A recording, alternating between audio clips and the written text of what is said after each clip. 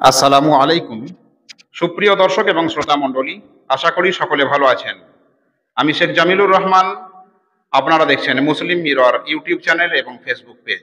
আমরা সোশ্যাল মিডিয়াতে একটা খবর দেখছি যে ইসরায়েল সফরে গেছেন মুসলিমদের একটা ইমাম প্রতিনিধি দল। এতে করে অনেকে হাহুতাশ করছেন যে ইসরায়েলে সফর করতে যাওয়ার মুসলিম প্রতিনিধি দলের কি দরকার ছিল। ইসরায়েল তো মুসলিমদের কখনো ভালো করেনি, তাহলে তারা উপযাচক হয়ে কেনই বা ইসরায়েল সফরে গেলেন? মুসলিমদের এই সফর মুসলিমদের কি উপকার ডেকে নিয়ে আসবে, বা কারাই আসলে এই ইমাম, কি জন্যই বা গেলেন? এই প্রশ্ন কিন্তু আমাদের মনে দানা বাঁধছে। চলুন আমরা জেনে নিই ওই ইমাম আসলে কারা, কি উদ্দেশ্যেই বা গেছে, বা তাদের উদ্দেশ্যে বিশ্ব মুসলিম তারা কি বলছে। ইসরায়েলে সফররত ইমামরা মুসলিমদের প্রতিনিধি নয়, এ কথা জানিয়ে দিল আল আজহার বিশ্ববিদ্যালয়। দখলদার ইসরায়েলের প্রেসিডেন্ট আইজাক হারজোগের সঙ্গে সাক্ষাৎ করতে ইউরোপের বিভিন্ন দেশ থেকে আসা 15 জন কথিত ইমামরা মুসলিমদের প্রকৃত প্রতিনিধি না হওয়ার কথা জানিয়েছে মিশরের প্রাচীন বিদ্যাপীঠ আল আজহার বিশ্ববিদ্যালয়।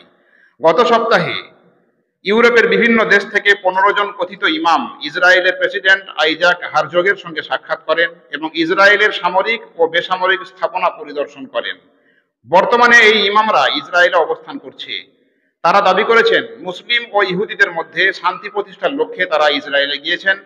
তবে আল আজহার বিশ্ববিদ্যালয় তাদের এই দাবিকে নাকচ করে দিয়ে জানিয়েছে এই ব্যক্তিরা 20 মাসেরও বেশি সময় ধরে চলা ফিলিস্তিনিদের ওপর ইসরায়েলি গণহত্যা, আগ্রাসন এবং প্রায় অর্ধ লক্ষাধিক নিরাপরাধ মানুষের হত্যাকে উপেক্ষা করে আন্তঃধর্মীয় সংলাপ এবং সহাবস্থান প্রচারের কথা বলছেন। শুক্রবার 11 জুলাই এক ফেসবুক বিবৃতিতে আল আজহার বিশ্ববিদ্যালয় আরও বলেছে এই ব্যক্তিরা ইসলাম বা মুসলিমদের প্রকৃত প্রতিনিধি নয়। তারা ব্যক্তিগত ও রাজনৈতিক লাভের জন্য নৈতিকতা বিসর্জন দিয়েছেন এবং নিজেদের ধর্মের সঙ্গে বেইমানি করেছেন। আমরা এসব বিপদগামী ব্যক্তিদের ব্যাপারে সতর্ক থাকতে সবাইকে আহ্বান জানাচ্ছি।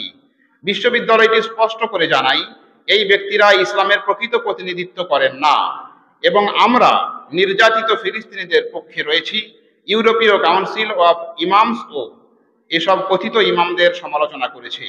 তারা বলেছে এই ইমামরা ইউরোপীয় মুসলিমদের কোনো বড় প্রতিষ্ঠান বা সংগঠনের সঙ্গে সম্পর্কিত নন। তাদের মতে ইসরায়েলি অপরাধীদের সঙ্গে এই ইমামদের সাক্ষাৎ এবং তা মিডিয়াতে ব্যাপক হারে প্রচার হওয়া খুবই বিস্ময়কর ব্যাপার। এছাড়া গত সোমবার ইসরায়েলি প্রেসিডেন্টের কার্যালয় এক বিবৃতিতে জানিয়েছে প্রেসিডেন্ট হারজোগ পশ্চিম জেরুজালেমের কার্যালয়ে ফ্রান্স, বেলজিয়াম, নেদারল্যান্ডস, ইতালি এবং যুক্তরাজ্যের মুসলিম নেতাদের সঙ্গে সাক্ষাৎ করেন। ওই প্রতিনিধি দলে বিশিষ্ট ইসলামী ব্যক্তিরাও ছিলেন, যারা মুসলিম ও ইহুদিদের মধ্যে শান্তি, সহাবস্থান এবং অংশীদারিত্বের বার্তা ছড়িয়ে দিতে ইসরায়েলে গিয়েছিলেন। এই ছিল ইমামদের ইসরায়েলের প্রধানমন্ত্রী বা প্রেসিডেন্টের সঙ্গে সাক্ষাৎ করার আসল রহস্য, এবং কারাই বা এই ইমাম, তাদের পরিচয় এবং তাদের ব্যাপারে বিশ্বের বিভিন্ন ব্যক্তিত্ব বা প্রতিষ্ঠান কি বলছে সেই খবরাখবর। আমরা পরবর্তীতে আবার মুসলিম বিশ্বের কোনো খবর পেলে সঙ্গে সঙ্গে আপনাদের সঙ্গে শেয়ার করব। সকলে সঙ্গে থাকবেন, ভালো থাকবেন। আসসালামু আলাইকুম।